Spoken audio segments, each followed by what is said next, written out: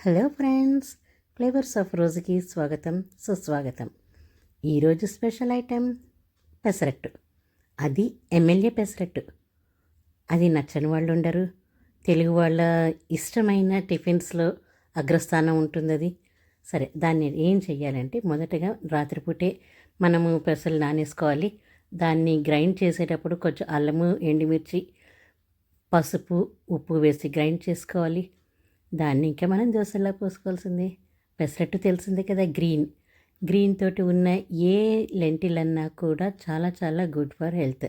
And అది మనకి ప్రోటీన్గా వస్తుంది. అండ్ డైటింగ్ చేసే వాళ్ళకి అయితే మాత్రం ఇది అగ్రస్థానంలో పెట్టుకోవచ్చు. నైట్ ఒక పెసరట్టు తినేసారంటే ఆ రోజుకి పెసరట్టు వేసేసుకున్నట్టే, ఆ రోజుకి మీ ప్రోటీన్ పార్ట్ వచ్చేసినట్టే మీ బాడీకి.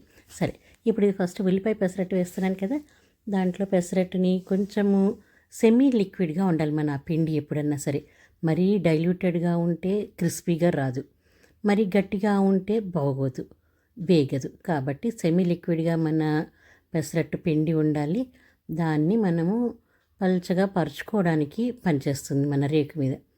ప్రస్తుతం అయితే ఉల్లిపాయ పెసరట్టు వేస్తున్నాను. ఉల్లిపాయలు, దానిపైన కొద్దిగా జీలకర్ర వేసామనుకోండి, మనకి జీలకర్రకు సంబంధించిన న్యూట్రిషనల్ వాల్యూస్ అన్నీ వస్తాయి, టేస్ట్ ఎన్హాన్స్ అవుతుంది. అండ్ పెసరట్టుతోటి కాంబినేషన్ ఎప్పుడన్నా సరే ఉప్మా. ఎక్కడన్నా చూడండి మన తెలుగు వాళ్ళ హోటల్స్లో పెసరట్టు ఉప్మా అంటారు. అది స్పెషల్ కాంబినేషన్ మనకి. అండ్ దీని టేస్ట్ మాత్రం అమోఘం. నచ్చని వాళ్ళు ఉండరు. అండ్ ఇంకా సరే, మనం న్యూట్రిషనల్ వాల్యూస్ కానీ వస్తే కనుక నేను మాత్రం every Sunday as a rule మా ఇంట్లో పెసరట్టు ఉప్మానే చేస్తాను.